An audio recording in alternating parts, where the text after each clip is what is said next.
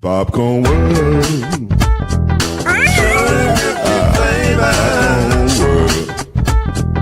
Popcorn World.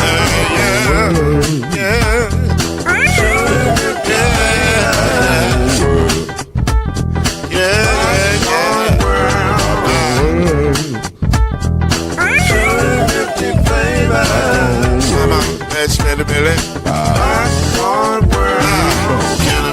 Now, yes, I can. So you can get this groove in the back of a can. Put the big around the world and the moves in your hand. Popcorn World.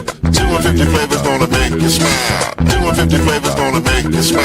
250 flavors gonna make you smile. I said popcorn make you smile. Ah. Yeah. Popcorn World. Popcorn World. Popcorn World.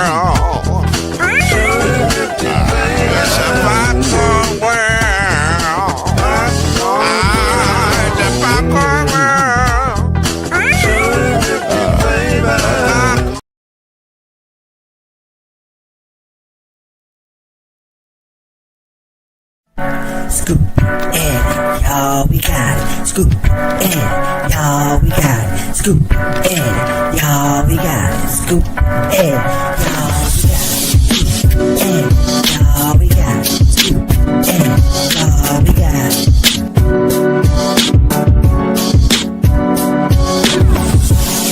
That's how we go. This is how it games the best pro. That's how we go. This is how it games the best pro. That's how we go. This is how it games the best pro. That's how we go. This is how it games the best pro.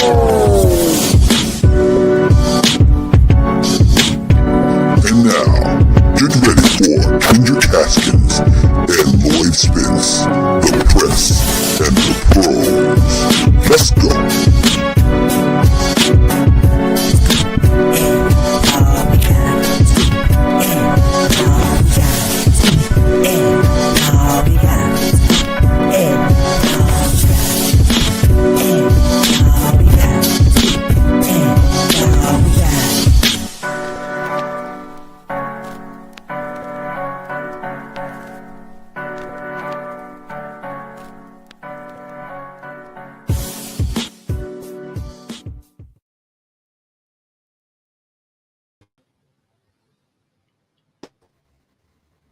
The Lakers are here. The Supersonics are here. He went retro on us today. I like it.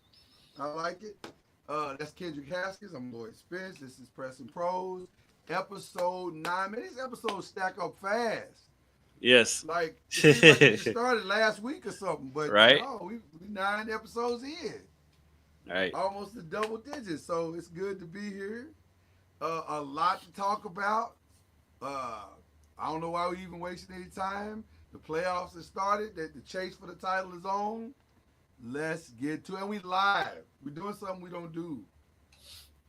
But there were some technical difficulties. So just in the words of the great anchor man, we wrote it and we're doing it live. So there you go. There you go. How are you doing, Kendrick? Let me ask you that question first. How are you doing? I'm exhausted. Staying up watching these games, and then we're in the middle of our Kentucky Derby coverage, and so we're out at the track at 7 a.m. every day, right. And so it's my first morning not going out there this week, and so yeah, it's been a marathon, not a sprint. It's a marathon, brother, and marathons are long. Yes, and taxing. Yes, the best day of the year is the Sunday after Derby. Good. Listen, we're going to try to put a little pep in your step today with Pros as we talk about the NBA playoffs, which have begun. Game 1, and I think not half a game. Is it half a game 2s? Half of the game 2s have been played now. Yeah. I think it's maybe 1 or 2 left. 3 left tonight, I think. We'll wrap up game 2s. But right now, we start in the East. And the Cavs are up 1-0 over the Heat. I think they're on schedule tonight, right? They have to play tonight, I would imagine. Yeah. I believe they are on the schedule for tonight's game. I don't expect anything different than what we saw in game one. No. The Heat are a formidable team if they are healthy, and also they are still trying to figure out their dynamics. And the Cavs ain't the team to be trying to figure that out on. And so, Yeah, they're in the middle of a rebuild. It feels like, and yeah, I think it's going to be one of those. I feel like it's going to be one of those series where it'll either be a sweep or a gentleman's sweep, which 5 games. But like all the games will be relatively close though. yeah, But I don't see the Heat beating the Cavs in the I don't see series. this becoming any more than just what it has been. I'm not even sure the Cavs have had a they played great in that first game, but it didn't matter. Right. They have more talent, they have more continuity. Kenny Atkinson has them playing at a high level. I just don't think anything is going to be anything different about the Cavs Heat.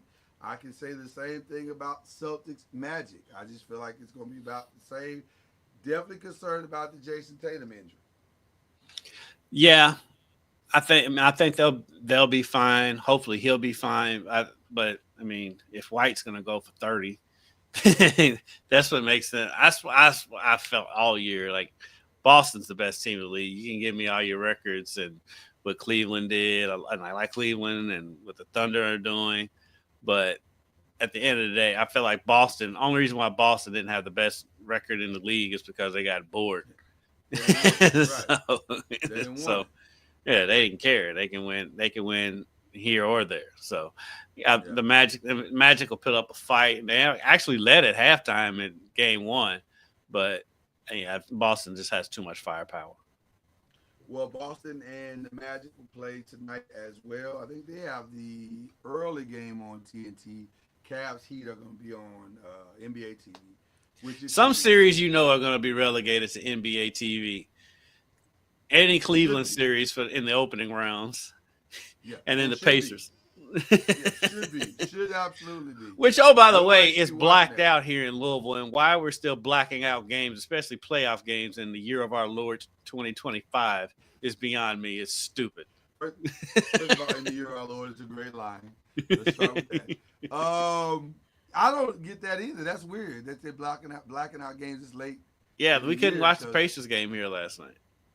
on any channel, like it No. doesn't matter. No, That's so crazy. and I could halfway understand if we were in the Indianapolis region, but we're 2 hours from Indianapolis. Right. Like, where are these Pacers fans that's walking around Louisville, Kentucky? Like, And I we don't even can't know where get they we are. can't get Grizzlies games on League Pass. That's Memphis so is weird. 4 hours from here. Right. That's so weird. That is so weird. Well, that's how I feel about Oklahoma Thunder games. We can't get them sometimes here. And I'm like, Oklahoma is a nice little ride. Like, it ain't around the corner. So what are we talking If your about state right touches that state, you can't get those games. now? Right. We don't that's get so Cleveland weird. games either. That's so weird. The NBA is weird. They're weirdos. So they want less fans. I get it. You want less fans. Well, they want you to go and buy a FanDuel package. That's what it is. Guess what I'm not doing? Right. How about that? How about that? Well, speaking of the Pacers, this is a weird series anyway, because the Pacers low key kind of own the Bucks right now. Like they've been beating the Bucks tail for quite some time. And Pacers last are night low was no key different. good. Yeah, they are. They are. They're better than what you think they are. Yeah, I mean they got a deep roster. They go pretty deep into their bench. They just had that slow start to the season, and so people kind of wrote them off. But they've been sneaky good all season. They're a team that, while I wouldn't pick them to beat Boston or Cleveland, they'll give them a run. Yeah, it make it interesting. Did you see the press conference? Rick Carlisle had to answer a question in regards to who is overrated, and the players in the league rated Tyrese Halliburton, Giannis Antetokounmpo, and Jimmy Butler as overrated. And I was like, Giannis? what? Wow, that's How's that work? A guy that's won the NBA Finals and a guy that's been to 2 NBA Finals. Now, if you want to, Tyrese Halliburton overrated? I saw you out on that one. Yeah. He might be slightly overrated, but not completely and terribly overrated. He's not a superstar, not yet.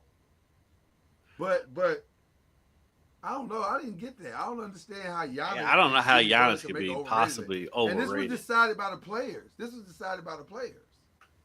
Well, as much as I love and defend the players when I can, a lot of times their decision, because like remember when the players wanted to pick have their own award show, their own awards, and it lasted 1 year. It did. It did. You know why, Kendrick? Because they realize it's harder than it looks. Stupid idea. It's stupid, and they realize it's harder than it looks, and it's more work than it looks. Come on, man. A lot more work. And y'all got to look at each other once y'all give each other these awards.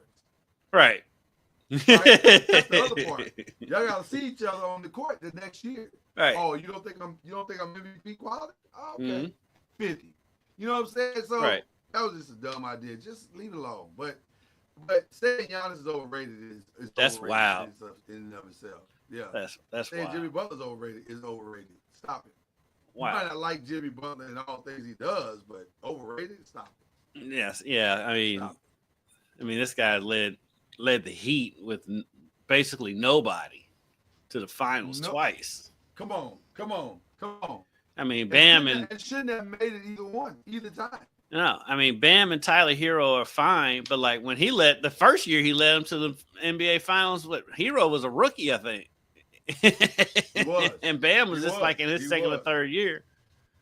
Bam could barely still find his locker, and they get to the NBA Finals. All right, like that's wild to me.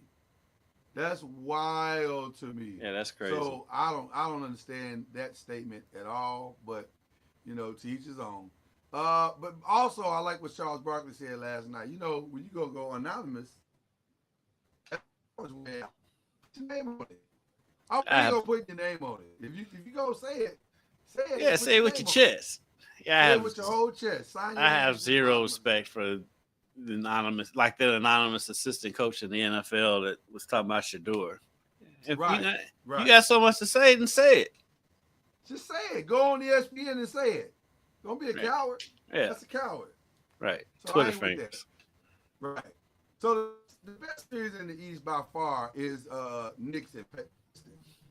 That has been really, really good. Two phenomenal games. I'm not 100% sure that the Knicks would not be down 2-0 had it not been for some decent basketball by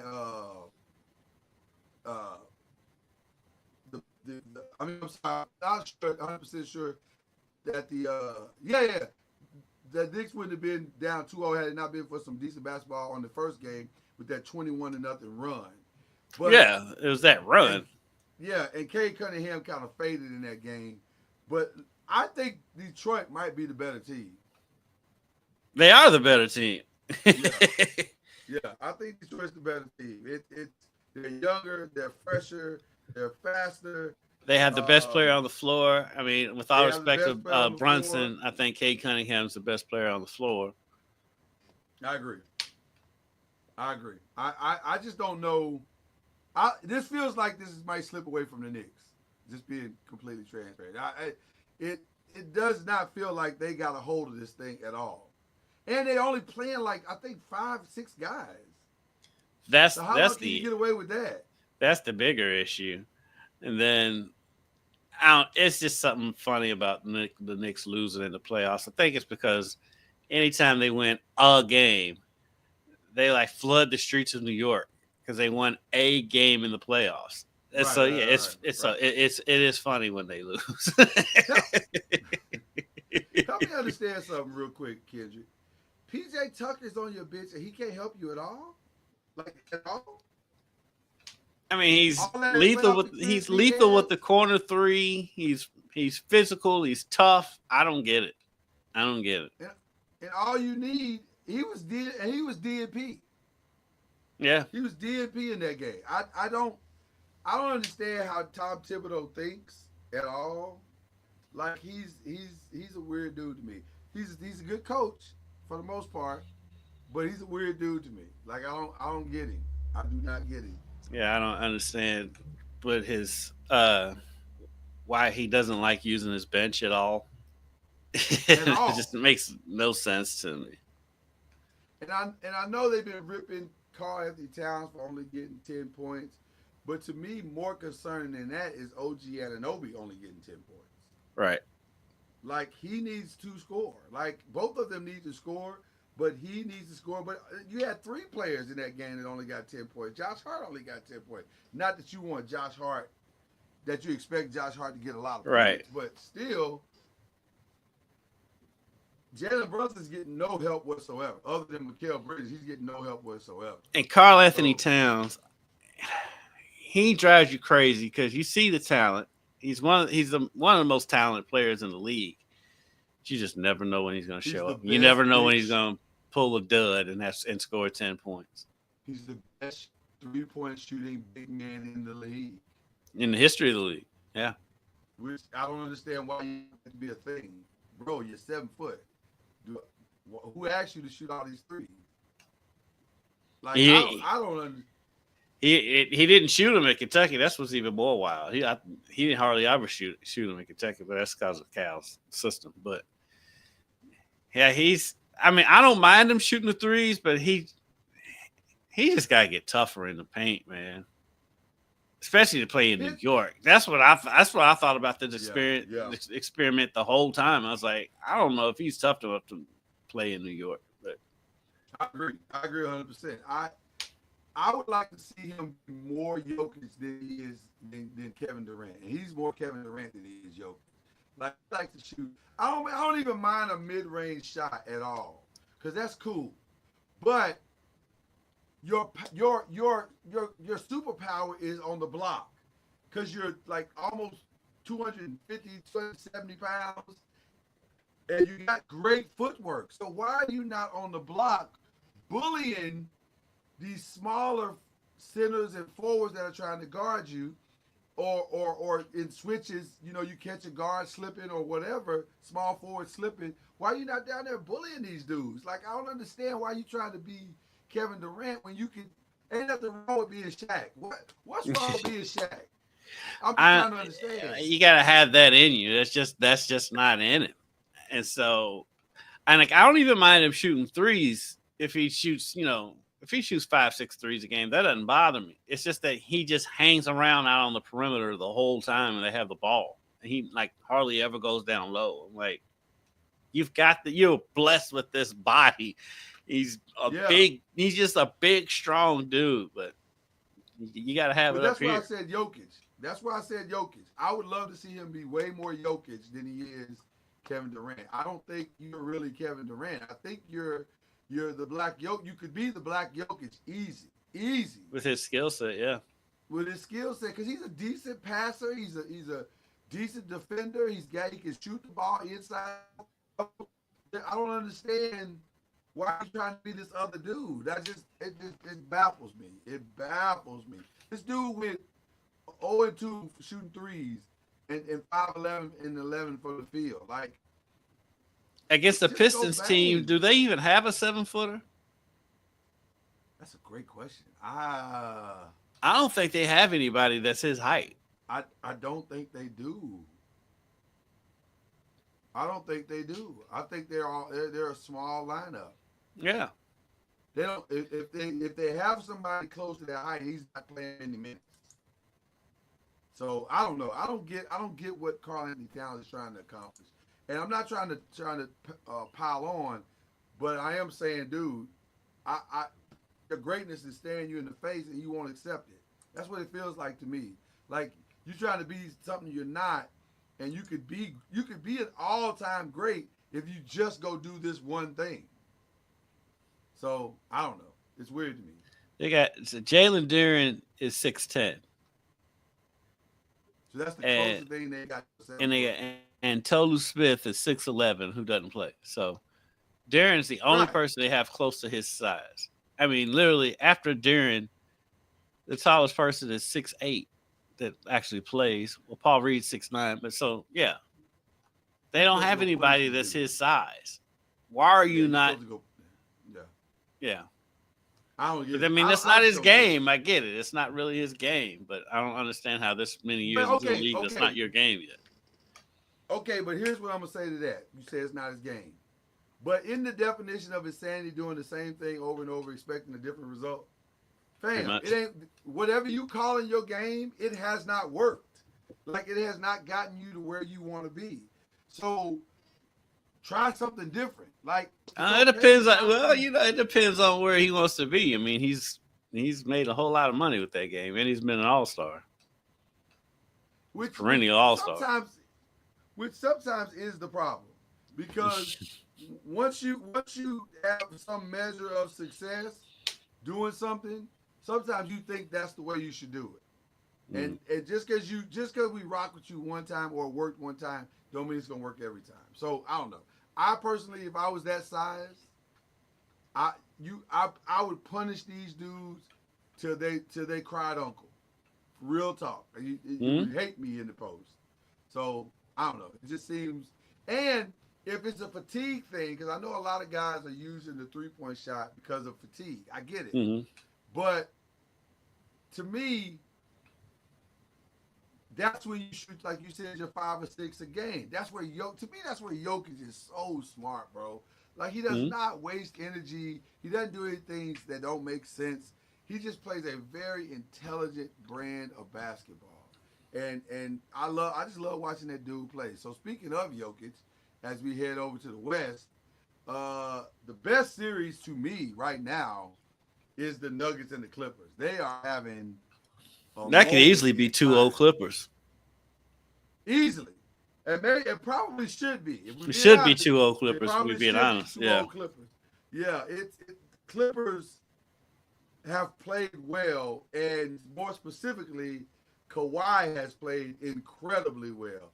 Bro, I am praying to God that young man stays healthy throughout the Yes. playoffs. Because Yes. if he does, we might see something really, really, really, really special with the Clippers. Yeah. Nobody's talking about them. Nobody's discussing them. They're just quietly going about their business. But he is playing at an incredibly high level. And I'm telling you, the Rockets, the Lakers, I don't think they want to see the Clippers right now. Like that's a different Clippers team playing basketball right now. Which brings me to a question that I've had on my mind Okay. since the playoff, since game one. All right.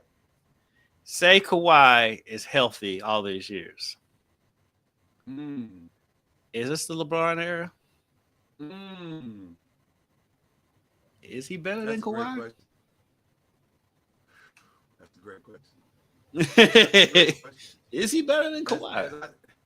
as I sit here with a LeBron James practice jersey on, is he better than Kawhi? I'll say this: not on both ends of the court. Well, definitely not on the defensive end. Right, that's what I'm saying. Not on both ends of the court. I think Kawhi might have the advantage there for sure. Because that was what was made his 39 that he had the other night so impressive. It wasn't just that he put up 39 points. Is that he put up 39 points and locked up a bunch of people. Like, Yeah. Kawhi, is this the LeBron era? Well, the only challenge is, where would he have won all of his championships at? Would he have stayed? Because he clearly wasn't going to stay in Toronto. If of course it's what ifs. If he stayed healthy, he's most likely still in San Antonio. And so San Antonio doesn't go through this rebuild that they went through. Now they wouldn't have had Wemby. They wouldn't have had Wemby. They just would have been adding parts. But it would have been interesting to see who the parts were that they got to come play with Kawhi. Mm-hmm. That's interesting. That's a great question. I playing the what if scenario game starring I would tend to say Kawhi, LeBron, and Steph would have probably split. They would have all ended up with 3 apiece. Yeah, like the only reason why I think it would still kind of be the LeBron era is because he gives you more. He's more charismatic than Kawhi. Kawhi's not going to give you anything. Well, as far as the face of the league, it's always going to be LeBron or Steph, if you want to say. And by the way, Right. face of the league, is that LeBron or is that LeBron and Steph? It's probably more LeBron, but I can hear the argument of LeBron and Steph. I mean, it should be LeBron and Steph because they have the same amount of titles. Well, and then to me, Steph is I'm a Laker fan and I don't miss a Golden State game because I love Steph is my favorite player to watch. Yeah, they're more entertaining to watch. He's more entertaining to watch. He's more entertaining. So I don't know. Those are two very, very interesting conversations. But Kawhi, I like watching Kawhi too. And it's funny because I don't love the way his jump shot looks, but it is, as we say, wet. Yeah. Like he never misses. So I don't know. It's a very interesting question you just posed there, kid. I like that. I like that question. I've been thinking about it, and I really don't have an answer because we can't, because you don't know because of the health thing. But right. Kawhi did beat LeBron in a final. But I mean, LeBron did get got them. It too. LeBron got it Well, too. Ray Allen got that one. and Tim Also Duncan true. missing the layup.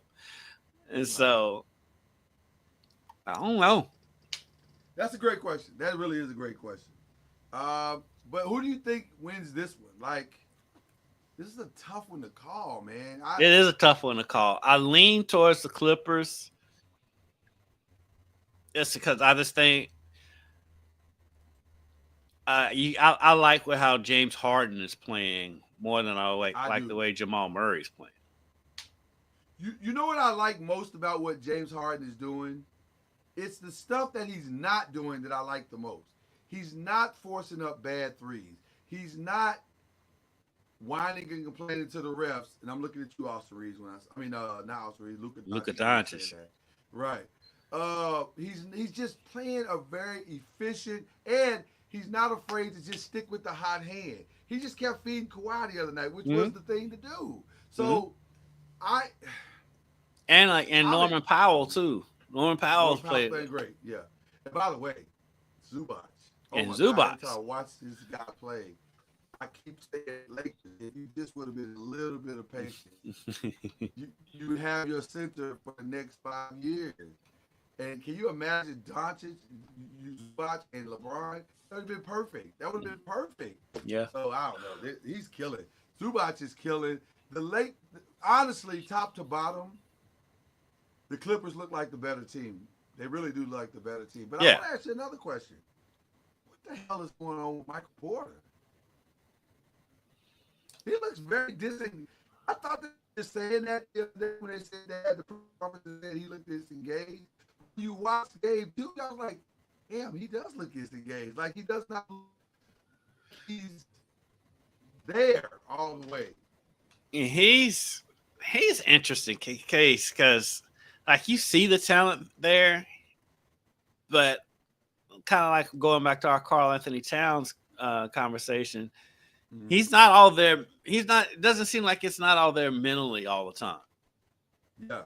It's like he said, he looks disengaged. He looks uninterested. I mean, he was the one that came out before the season and was like, if we don't win it, they're going to break it up. And so I kind of feel like he wants a fresh start. I don't think he's going to be in Denver next year regardless.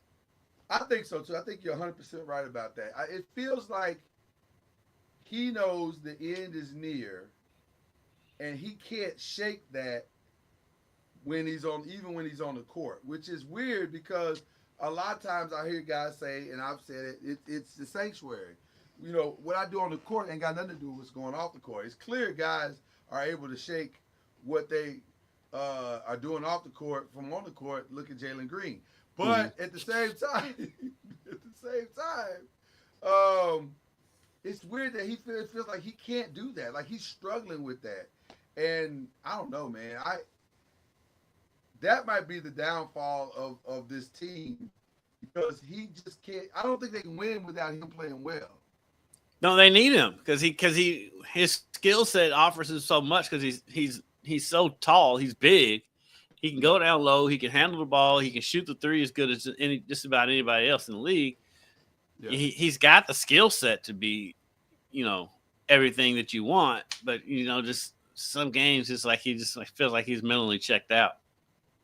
And not only that, and I feel like he's always been like that. I don't think that's a new thing.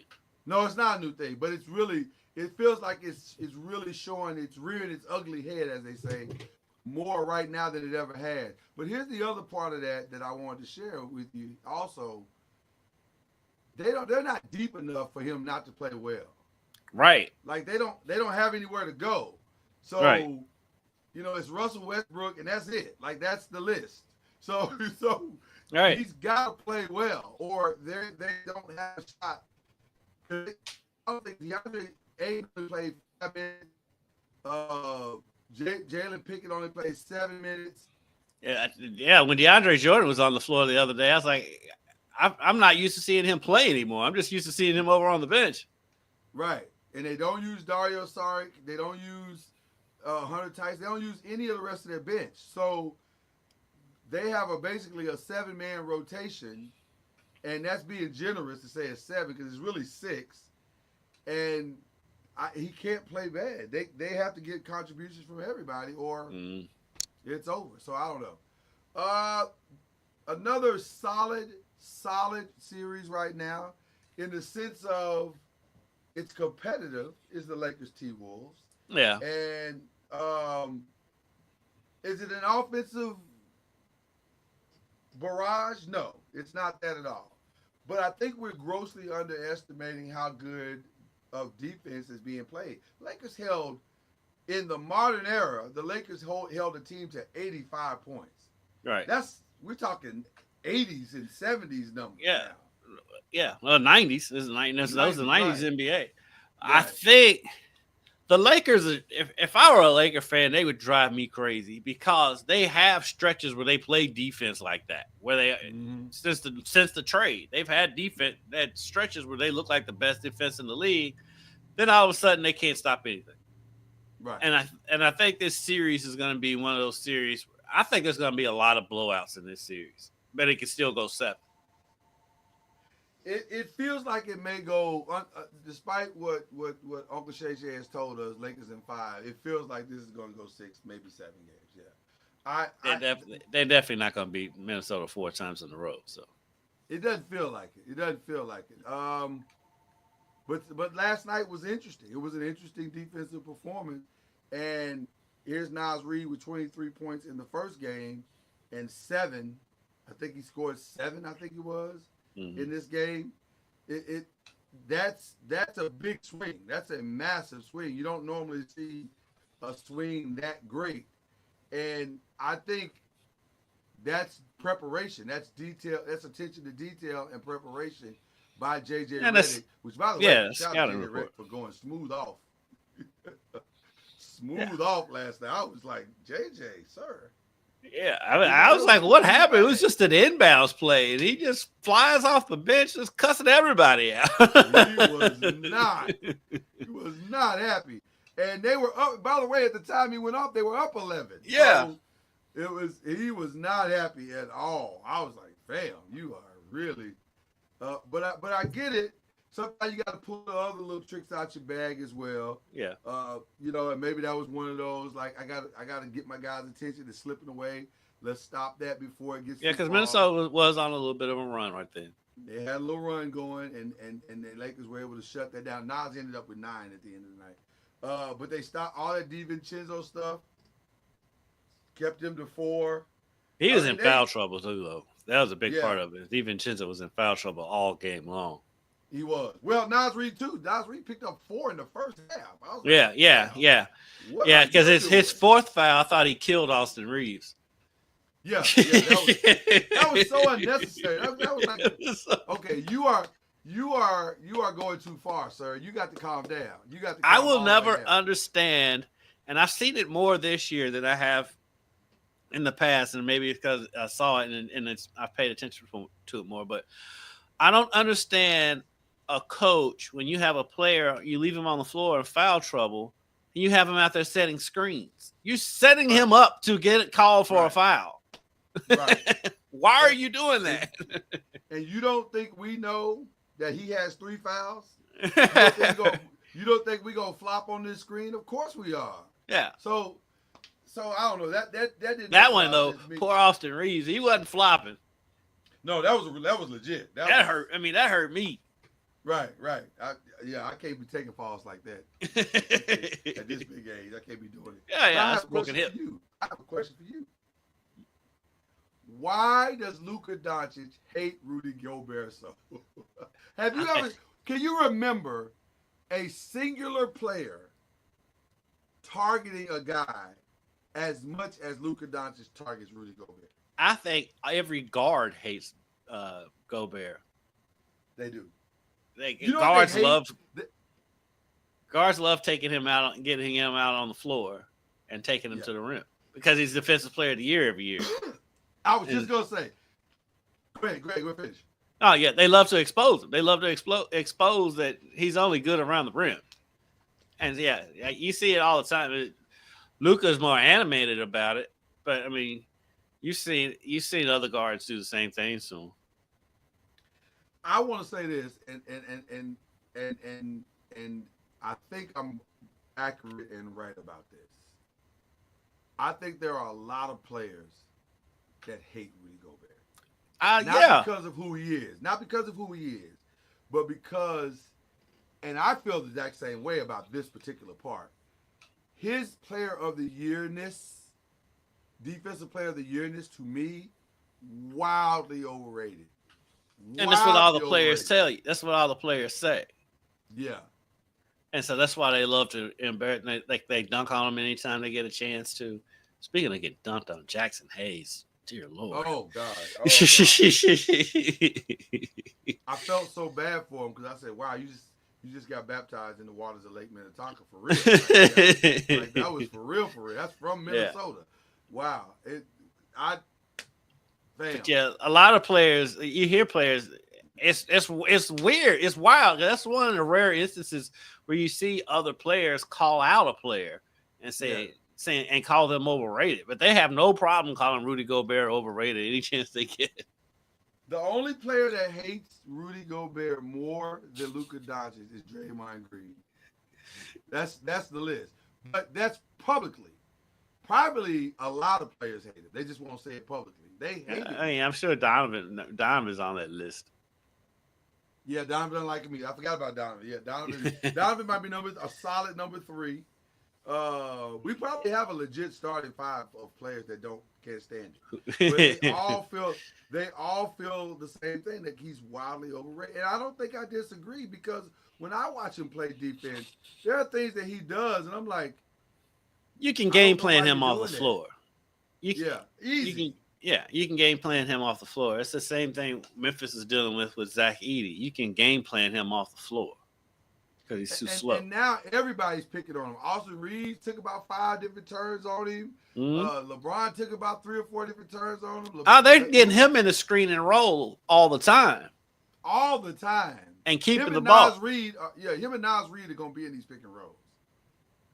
Which Nas Reed is at least athletic and he can get back. But yeah, Rudy, they love putting him in the screen and roll and going at it. I would love to have as on my team. Low key, I love Jaden McDaniels, bro. Jaden McDaniels is a hell of a 3-and-D. Like, he doesn't score like I would like him to score. Like, I'd love for him to shoot more. Yeah, he's wildly inconsistent with his scoring. I think that might be a product of Ant. It could be because it's hard for him to get some consistency. Yeah. But I love the kid a lot. Like, I really, really respect this game. Talk about Julius Randle for a minute. You've seen his whole career up close. I've seen a little bit of it pre-NBA and then NBA, college and NBA. Mm-hmm. But talk about Julius Randle and his bull in the China shop mentality. He's weird because he is bigger than just about everybody that guards him, and he's so quick.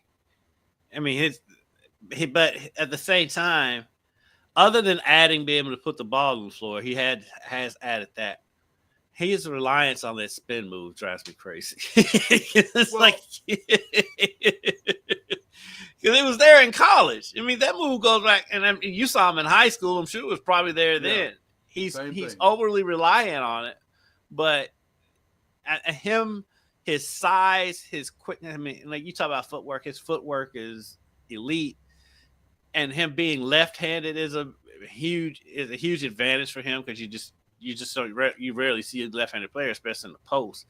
It's just it's but his moves when he gets the ball down low is predictable. He's gonna spin left, and so I don't know why he hasn't added to that bag in 10 years.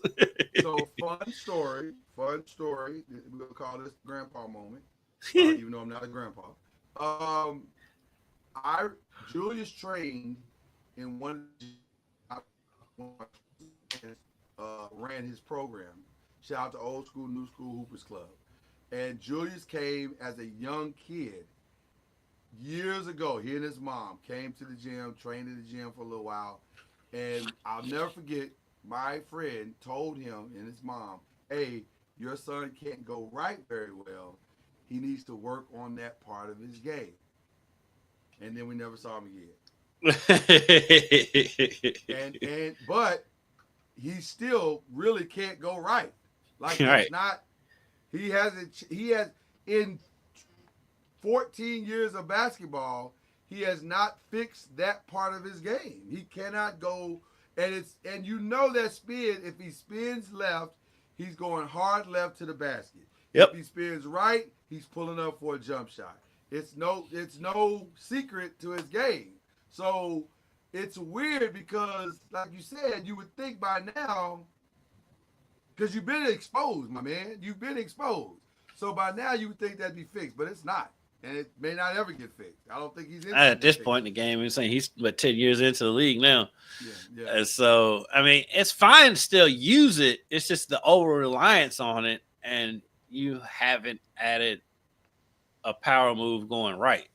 Well, That's the crazy crazy. part about it is there's no mystery to it in it. Like usually you use a spin move as a distraction, if I can say it that way, to a normal post up or a normal drive to the basket, and it's a read. A lot of times the spin move is a read because you go hard left, you drive hard left, the guy dips in, dips his shoulder. Now you can spin back to another hand and go to the opposite side. That's not what he does. He's just gonna spin. Mm-hmm. Julius is gonna spin. Sometimes the spin don't even make sense, but he gonna spin. Julius gonna spin, and I don't get that. That's the part I don't understand about that decision making process. So anyway, I wish they would just end this one. Like, can we just do? Yeah. Can we combine the last two games as one, and just because they're gonna get swept, Yep. So I don't understand why we playing around with this. Like, this is a waste of TV tape. This is one of those series that makes you say they need to go back to 5-game series for oh my God! round one. Yes, we do not need 7 of these. Because the scary thing is you worry about an injury happening to the Thunder. Right. Right. Because you're playing. They have a legitimate chance to win. They go play for a championship. The Grizzlies clearly don't. By the way, help me understand. Why is Ja and Jaren Jackson not running the pick and roll? Why are you running the pick and roll with Zach Edey?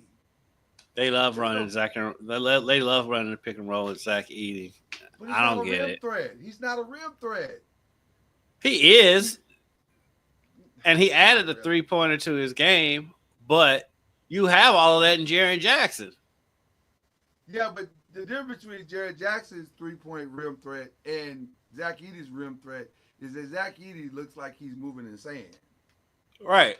Like, so if I'm a defender Hell, I'm 6'4", and in my 6'4"ness, I think I can slow that down. Like, that's not hard to slow down because he ain't moving that fast.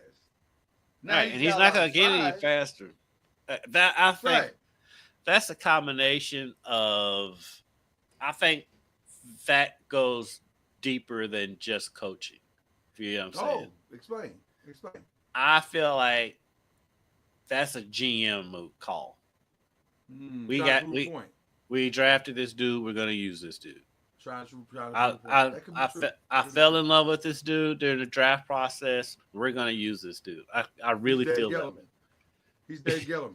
Yeah, I really feel He's like Dave that's what's Gellerman. happening there because Okay. That because Edie's serviceable. I mean, he's good for. I think he should be coming off the bench.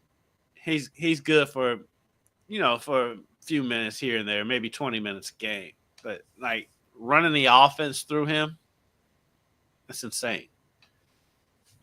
you could. He's gonna be Steve Adams. That's his ceiling, which is And, not a bad ceiling. that's not a bad ceiling, but he's not even as quick as Steven Adams. He's not as quick as Steve Adams, but I guess what I mean is he's gonna be a rebounder. He's gonna And strong. He's gonna be strong. He's gonna put back some dunks. He might get some baby hooks from time to time. That's the extent. I don't ever think he's gonna be one of the greatest big man 3-point shooters of all time. I applaud him. I'll give him all the credit in the world that he added that 3-point shot in the draft process, and it was able to carry over because he does shoot threes, not a lot. He Carl Anthony Towns will probably shoot about the same amount of threes as he does. he probably should, maybe a couple more, but yeah, I gave him all the credit in the world, and it does feel like he's gonna work hard. So I don't want to say he's not a finished product, but he's not running, and maybe in the future, maybe down the road, running the offense through him is what you should do. But right now, it's not. It should be running through. Yeah, like you said, the pick and roll should be going through Jaren Jackson, not through Zach. Because Jaren Jackson can shoot. He can shoot. He can step out and shoot. He can put the ball on the floor. I mean, he can bring the ball to the court. He opens up at least 5 other options with pick and pops, with corner threes, with a lot of different stuff that you can do just because of his skill set. So that just makes more sense to me. I just don't. Maybe they'll make that adjustment in Game 3 and stop trying to run this through Edie, but I just don't get the Edie aspect of it at all. Okay. I feel like it's a GM move. It is. I think you're 100% right. I hadn't thought of that, but I think you're 100% correct. Okay, so now take me through the upset because this one wasn't shocking, but the way that they lost may have been telling because they did not get good performances from the key people that they must have good performances from. Jalen Green did not play well. The only one that played well, if I remember the box score correctly, and let me pull it up real quick. I want to say it was Alfred Sengun that played, that he got his usual 25. Yeah. But everybody else was kind of like, they didn't know that the playoffs had began. And so, let me, like I said, I want to pull up. I don't want to be complete. Yeah. Sengun got 26. Dylan Brooks got 11. But that's usually what he's going to give you. That's what he's going to give you, yeah. Right. Fred VanVleet only 10. Jalen Green only 7. So I got to ask you this question. Is Jalen Green really him? It's early. This is really their first playoffs, and so I'll take this year for them. I'll take this year for them with a grain of salt because they're in a position they haven't been in. They're a very young team. They're a very good team, very talented team, but they're very young, and you're playing against the Warriors, the most experienced team in the league. And so I just whatever you get from the Rockets this year, they're a year ahead of schedule. I think you just take it, chop it up as a learning experience. I don't expect them to win this series, even though I think they probably are more talented than Golden State, but they're just young. Top to bottom, Yes, because past Steph, Jimmy, and Draymond, I would take Amen Thompson. I would take Alfred Sagoon. I Mm-hmm. would take Jalen Green. I would take Jabari Smith. Uh, they got a lot of phenomenal pieces that the Warriors simply don't have. Yeah. Now, the problem is those first three guys I mentioned got about 35, 40 years worth of basketball experience and knowledge, and you don't have that. Mm-hmm. So I really think, listen, man, I'm obviously tonight's a must win for the Rockets. But I'll also say, if they lose tonight, it's probably over. They'll most likely get swept if they lose tonight. Yeah, I yeah, think it's probably over. I think they put up a good fight. I wouldn't be surprised if they won the game, but like I said, I think Golden State's going to win this series regardless. I agree. I Because agree. I Golden think State has Houston's number going back to when James Harden was there. Man. So there you go. So that's the first round, or the first couple of games, rather. I don't want to say the first round, but that's the first couple of games. We'll see what happens tonight with the Celtics Magic. We'll see what happens tonight with the Warriors and Houston. And I think there's one more game tonight. Cleveland and the Heat, which don't mean, more irrelevant game. Cleveland and the Heat or Thunder and Grizzlies. I hate to be dumping on your Grizzlies like this. Hey, look, everyone expected it. The way they fell apart at the end of the season. I think that's probably the most irrelevant. At least it's still fun to watch because you do still have Shay, you do still have Ja. Ja's still doing crazy stuff. That Miami Cleveland series is a very hard watch because Miami is just hard to watch. Yeah. They are hard. They just are. Even when Jimmy Butler was there, they were hard to watch because they don't do anything impressively. No. They play hard, but other than that, they don't do anything impressive. So I agree with you. It's a hard series to watch, which is why I haven't watched much of it. I've watched highlights, but that's about it. So, all right. Can we get into the other stuff? Uh-oh. Are we having a moment on Kendrick's end? I'll keep talking, or my end. One of the ends is not working. Let's see what's going on.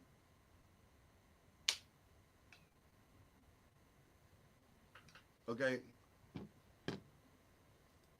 Let's see. There you are. Okay, there we go.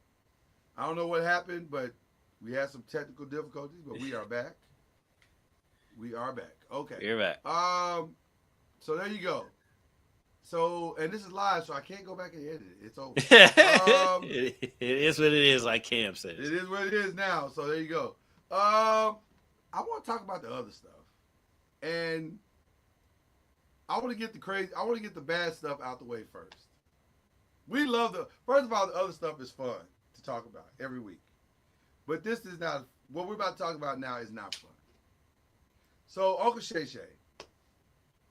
apparently is being shook down by a young lady who was, if she was 19 when they met, she's 21 now, I guess, 20 or 21. Her name is Gabby Zuniga. She's an OnlyFans model, and she's suing Shannon Sharp, who she claims she was in a relationship with.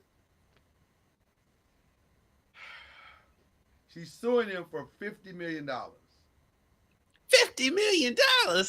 You think you got Chelsea Clinton? Right, I was just saying, who are you in a relationship with $50 million. In the words of the great Eddie Murphy, no is worth $50 million.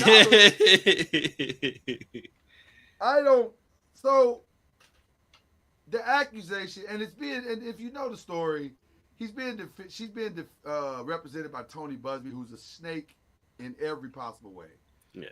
We just saw that in the Jay-Z situation. So if I'm being honest, I don't believe Shay did anything wrong. Let's be clear. Let me start by saying that. Except that he did this wrong. Fam, why are you? First of all, I'm gonna say it like my grandmother and my mama would have said. Son, you too old for this. Yeah. Yeah. You too old for this. Fam, you are 50. You about to be 57 in 2 months. You out here with 19-year-olds? Who are you, Bill Belichick? At least At Bill least Bill Belichick. Belichick was. At least his girlfriend is. I mean, she's a boss. Yeah, people Right, at least Bill keep Belichick. hating on Bill Belichick, making look that woman up. That woman is his PR agent. She's a legit, you know what I'm saying, professional person in her field. Not only that, he's in a committed relationship with somebody Right. that got some good sense. Right. Like you out here with OnlyFans models, fam? I don't know Make what it sense, is don't with it? these athletes and these old OnlyFans and IG models, and they don't ever look like anything. Oh my God. I wasn't gonna go there, but since we're here, I was like, Right. You shit, about to you throw can't- away your kingdom for that? But come on, man. Really? Like, bruh, there are a million other options out there that are far better than the one you chose. I don't understand. And here's the thing. Now, let me say also, to be fair to the story,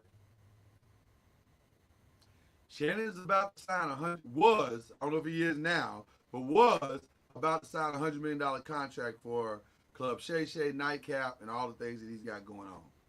So this could be literally a setup. Yes. Well, it is a setup. We just don't know to what level and degree the setup is. Right. It is awfully peculiar that this comes out right now, right before the contract. Right when he's about to Because this sign is the years deal, ago. right. Everything happened with this was years ago. Yeah. So it feels like a setup. I'm gonna be honest with you. It feels like somebody trying to lower his value, so that he can't cash in on the check that he's to cash in on. So I say that as part of the conversation. But still, they can't cash in on something you're not doing. Right. That's the problem I'm having with you, Shannon. Why are you with a 19-year-old, fam? Yeah. Are you? Why are you in that situation? And I hear the words of Shannon Sharp when he was being so critical of Zion Williamson and others. Oh, this kid, Nico, I am a lever. All these kids that he's real critical of about their judgment. Right. You losing a lot of credibility with this one. Not because of the act. Forget the act. It's the fact that you out here in these streets doing wild-ish, about to lose your bag over some stupid stuff. I don't understand that, bro.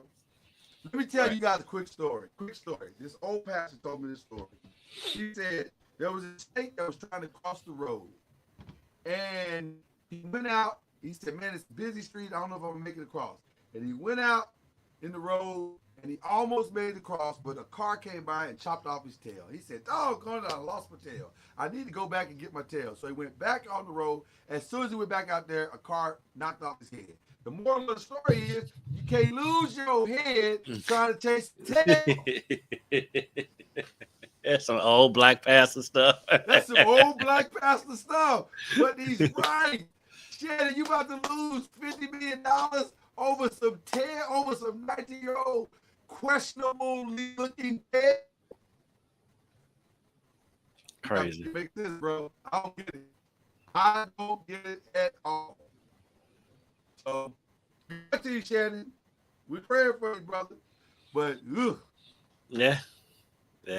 Hey, Ugh. his judgment has always been a little bit off, and so it's just like, at what point do you grow up? I feel like that with the whole. Well, anytime Boosie tweets anything, this whole thing with LeBron and Kevin Gates.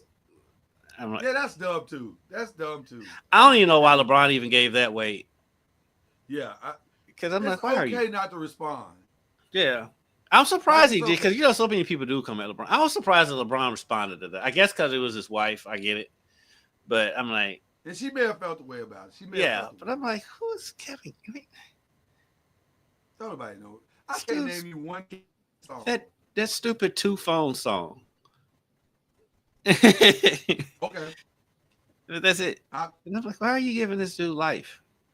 Yeah, I wouldn't entertain. Because Kevin Gates is a wild boy. If you've ever seen a Kevin Gates interview, he's a wild dude. Where you were? I mean, then he shows up at the game last night and sits courtside. Now, With Brittany Renner, of all people. and she's dressed like a nun. I'm like, you can't give these people. I feel bad that we even talking about them on this show because I don't even want to give these people attention. I feel you. I feel you on that. But I brought it up. But I mean, all this, I all brought it this, up, though. I did bring it up. yeah, all this stuff is just for attention. It's like It's just for attention. Yeah. it's like the whole Kanye thing. The other, I'm like, I don't know. I refuse to touch that one. I don't even know if it's true. I don't even because like on the one hand, it's like who would tell that lie? And you look at Kanye, it's like he would tell that lie. He would tell the lie. He would tell the lie, but also it's probably true. Right. It's Kanye is so far gone right now. Yeah. He needs help. And he needs somebody to come. Everybody's so worried about Wendy Williams. Somebody come see about Kanye. Like for real. He needs to be we need to get him. I don't think he lets anybody in close enough to be able to help him. I think he keeps everybody at such a distance. He doesn't. But he is a danger to himself. If I'm Kim, I don't know if I let the kids go around him. He wild. He wild, man. Yeah. I might have to go to the court and be like, listen. At this point, the court need to go to her. Right. Why you ain't come to us? We can help you. Like We we're can help gonna step. Look, we're gonna help you out. Look, We we gonna help you understand. out. We see what this fool's doing. I'm just saying. Think of crazy things to say and do. Did you see this about Gail? What, So you saw that Katy Perry and Gail, all of them went to space. space-ish. Well, no, They went I mean, space they went- adjacent. They went space adjacent and did a little ride, and then they caught a lot of backlash from people because people was like, I guess they thought they were gonna get celebrated as women in space, and oh look what you've done, and people was like, y'all pay how much do you do that? 150,000, 115,000. I think it was more than that. Was it more than that? I think so. And so it didn't go over well on Twitter, and Gail did an interview saying, "Have y'all been to space, ma'am?" My favorite meme of that, or my favorite response to that, somebody put the old Cat Williams stand up. She said, "Have y'all been to space?" And they put it in the back of it. Cat Williams said, "No, man, because we got bills." Right. You got people down here starving, inflation, the economy's wrecked, $20. and yeah, and they up here wasting money going to space for 10 seconds. I mean, get out. Now of you here. got me wanting to know how much it was. How much was Gil King's space trip? I said, yeah, it was 150,000. I thought it was more than that. Okay. It was a refundable 100. Refundable for what? You get a refund if you don't come back. Oh, I'm sorry. I read it wrong. It was a refundable deposit of 150,000. Mm-hmm. But the seat was Blue Origin also auctioned off a seat for $28 million. So how much did they pay? They didn't pay $28 million, but yeah, they paid more than what they should have. Yeah. Like this don't even. I don't know. This to me this reeks of tone deafness. Yes. Like you're not reading the times and the now you can do what you want to do, but just don't hold a press conference for it. Yeah, don't act like y'all really did something. Yeah, because like on the surface, an all female astronaut crew going to space is awesome. if they doing something, they just went up there for 10 seconds and they barely left the atmosphere and came back down. Katy Perry out here kissing the ground. Like, get out of here. Yeah. You basically went on a celebrity tour.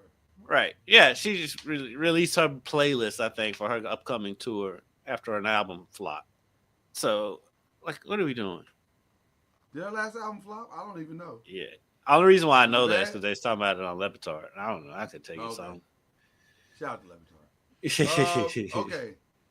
Everybody and their mama is talking about Sinners. I have not yeah, they seen are. it yet, I haven't seen it yet either. They took in 63 million internationally, 48 million domestically. A good weekend, a good starting weekend. I got to see this, man. I'm more and more. I feel like I need to sneak off and go see. I need to see it. I don't know. Sorry, I got a weird invitation. I don't ever go to the theaters, and like I got, and I got a pretty decent setup at home, so I'll probably wait till that is my. You have essentially spoken my problem. Yeah, because it'll be streaming in a month, and by the summer it'll be streaming. So here's my challenge, Kendrick. Before 2020, I was a theater dude. I loved going to the theaters. I loved the experience. I loved the cold nachos.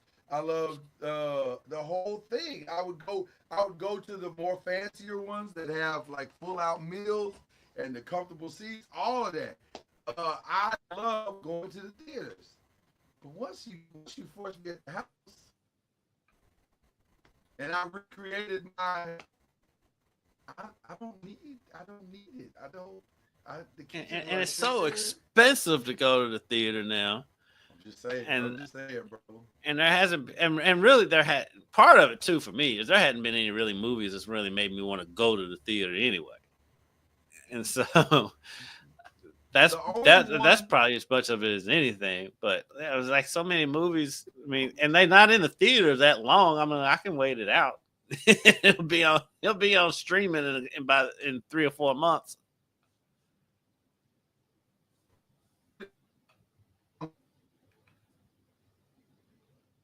One of them days came out. One of them days with Keke Palmer and SZA came out, and I swear to you, it felt like it was only a month. Like it was a month. I was surprised that came out in theaters. It was on Amazon Prime. Huh? I was surprised that came out in theaters. I didn't see it, and I won't. I saw it.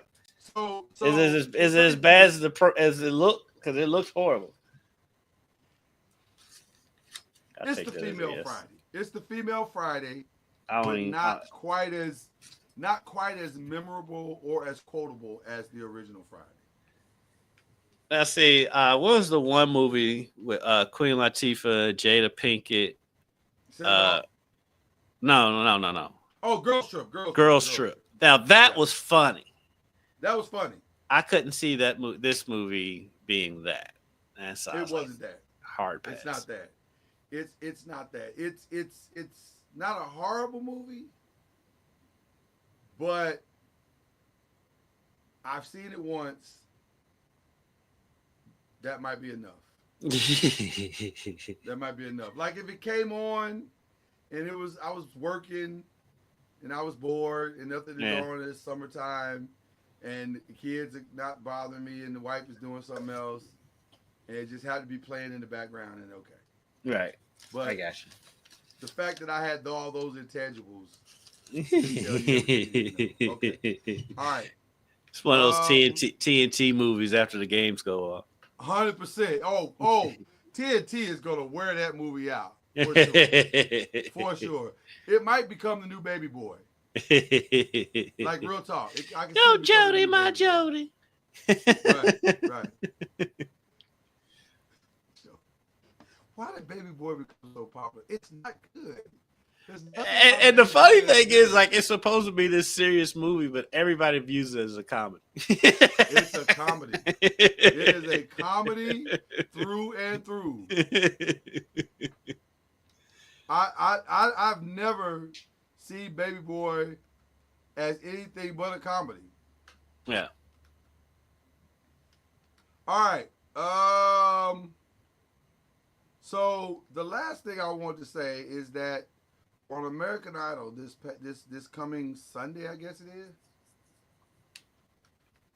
they will announce the newest inductees of this year's Rock and Roll Hall of Fame. And so right now, the nominee, the reason why we bring this up because Kendrick and I are hip hop heads. And we've seen a nice little run of hip hop getting into the Rock and Roll Hall of Fame these last few years. And right now, the latest contestants are Mariah Carey, Chubby Checker, which is weird to me because I would have thought by now he'd have been on it. I'd have thought Mariah Carey would have been already in there by now. Right, Mariah Carey. Joe Cocker's not in. That's crazy. Billy Idol. Cyndi Lauper is not in. Yeah. Oasis. But the one that we have the most affinity to is probably Outkast. Yes. I would like to see Outkast get in. Yes. They deserve to get in. First ballot. They should be first ballot. Only thing hang up I would have is like all of those other people should have already been in there. That's the fear I have, bro. Yes. It's a tough group. Like Mariah Carey not already being in there is wild. Joe Cocker not already being in there, and Cyndi Lauper. That's wild to me. I'm hoping that because Chubby Checker not being in there. Chubby Checker. Yeah. There is no rock and roll without Chubby Checker. I was gonna say that man damn near built rock and roll. Jesus. So that's the only fear I have is that I might miss out because of the 4 or 5 names that are maybe ahead of. But them being the only hip hop component also might work out in their favor. It has worked out for Jay-Z and Run DMC and NWA and those guys. So Eminem got in on that. So I'm hoping so that's gonna go down, I think, Sunday. They'll make the announcement Sunday. So by the time we come back, we'll have definitive definitive answer that they made it or not. All right. So as we head to the end, to the shots, now we can officially say that Charlie Ward is the coach of FAMU. It's official now. And you know what I didn't think about when we talked about this last week, bro? Or maybe it hadn't happened yet. When did the Florida State thing happen? Was that Friday? Or was that Wednesday or Thursday? It happened after our show on Thursday. It happened after our show. So that's why they delayed it. Yeah. Well, out of respect, probably. But I mean, I don't know, because we knew, well, you know, Charlie had signaled to us on Monday. I think the news got out on Tuesday. So it did. And so that shooting at Florida State happened Thursday afternoon. The vote was supposed to go down Wednesday. It was delayed to Thursday, I think. And then that's what. And then I think I think they probably thought it would be in poor taste. Maybe. I mean, probably at the end of the day, that probably was the delay. But I think that was part of the delay. Because I think it got because it should have been announced on Tuesday. You're insinuating something, and I don't know if you're wrong. That's the problem. I don't know if you're wrong. I think you might be spot on as to what you're insinuating. Yeah.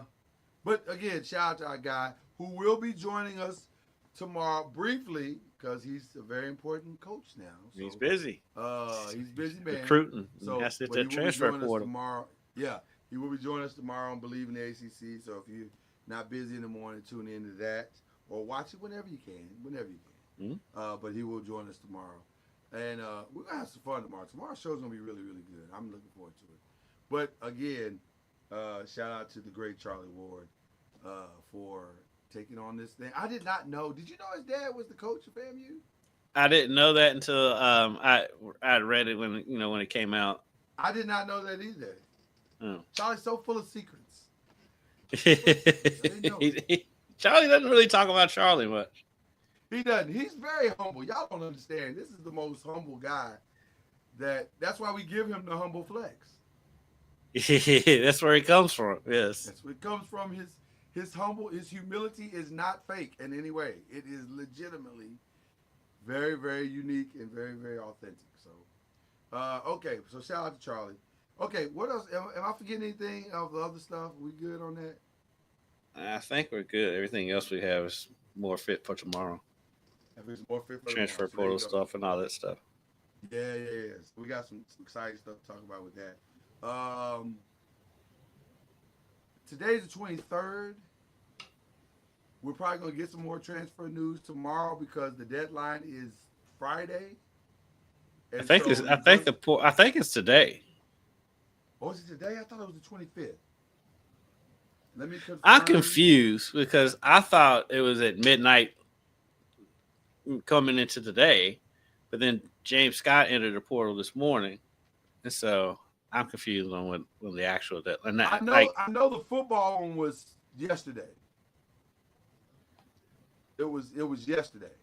So hmm I think we're done with the football portal. Uh, I don't think we're gonna see any more of that. Which, by the way, there were a ton of kids that ended up even having either having to go back or they are without a school. So I don't know how that works. What do you do when you're out of school, Kendrick?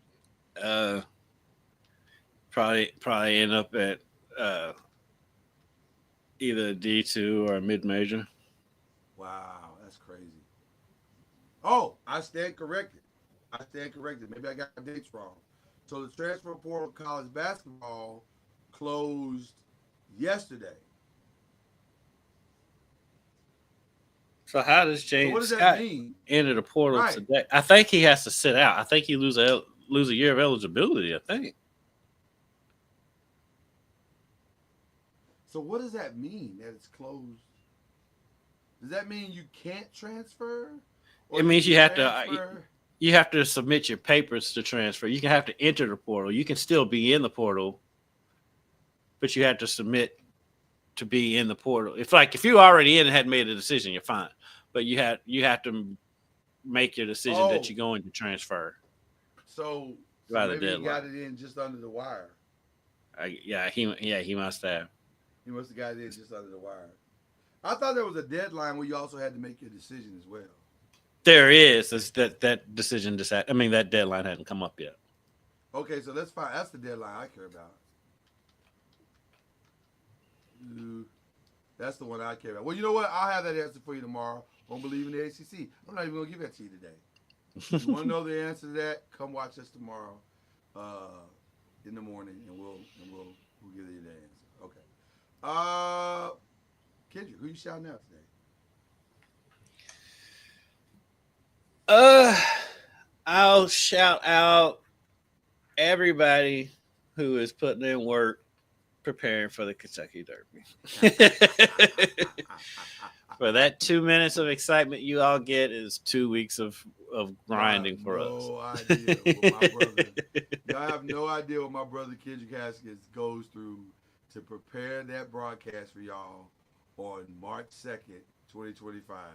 It is brutal. It is Yes. brutal. It is not an easy, and that's not an easy day, by the way. Those are 2 hard days of work. Yes. Derby's not as hard because NBC takes over at 2:30, but Right. Oaks Day is all day. Do y'all show the races too? Y'all show the races too, right? We can show up to a certain point, and then we can't. We have to show them delayed. It's stupid. The whole thing's stupid. I'm just like, why are we doing this? Why don't we just go off when the races start? If Stupid. you are not from Louisville, Kentucky, you just don't understand the Derby. It's a thing. It's a Yes. real thing. It's a hard thing. It's a long thing. It's 2 weeks of just If everything. you're not working in media, it's awesome. I encourage Right. anybody to come and witness it and experience It the is a Kentucky good Derby. time. But if like you're working in media, it's a grind. Question for you: are the Bridgemans, have they announced anything that they're doing? I think the son took over. He took. I just saw that yesterday. This his son just took over something like something with the Coca-Cola bottlers or something like that.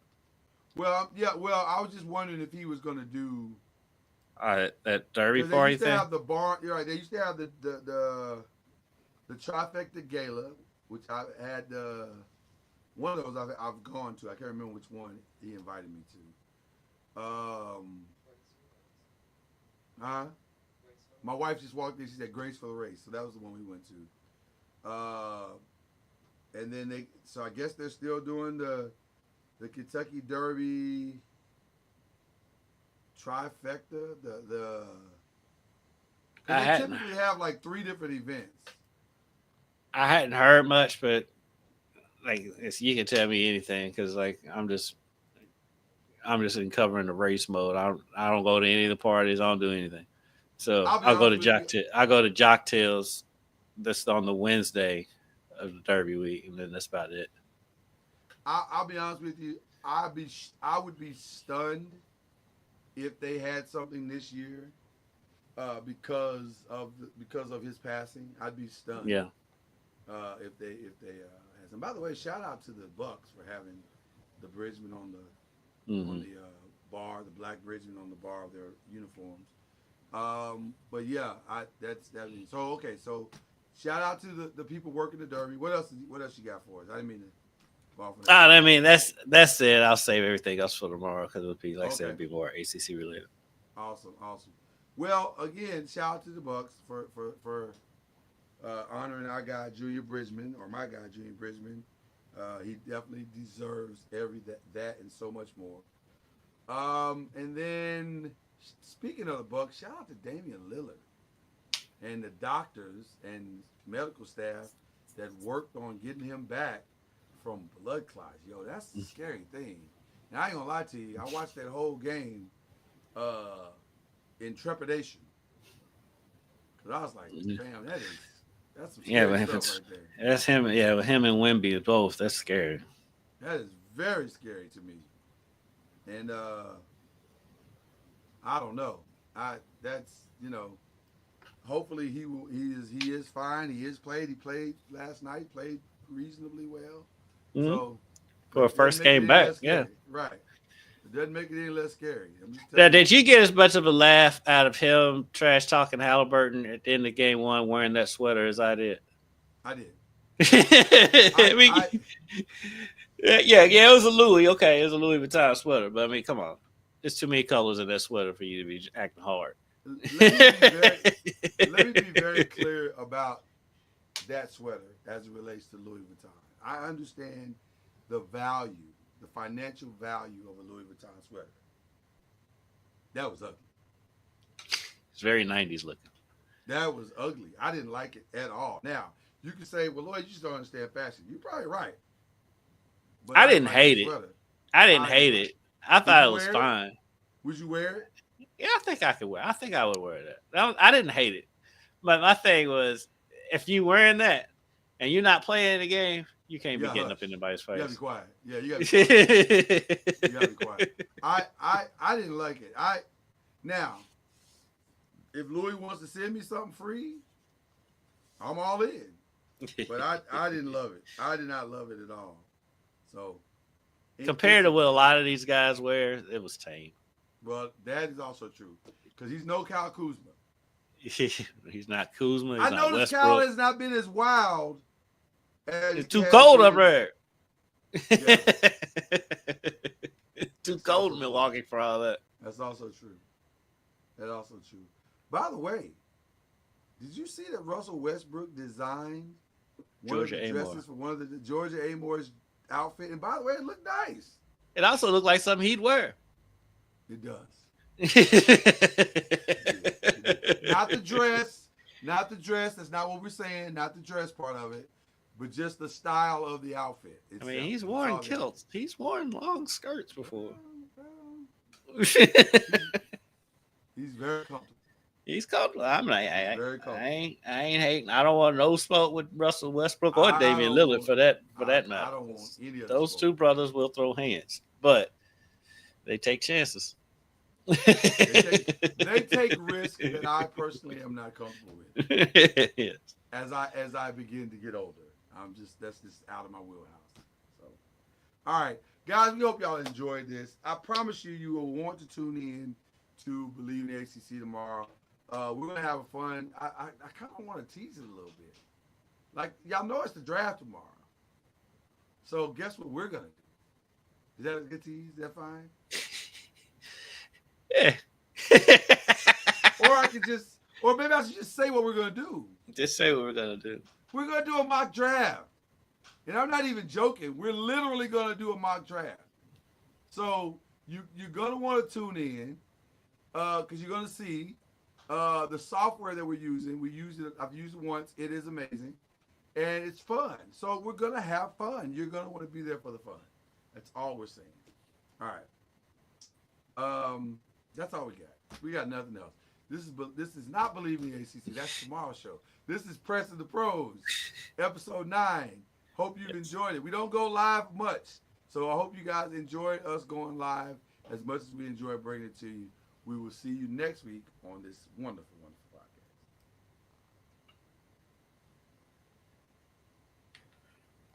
Y'all, we got it. Scoop and y'all, we got it. Scoop and y'all, we got it. Scoop and y'all, we got it. Scoop and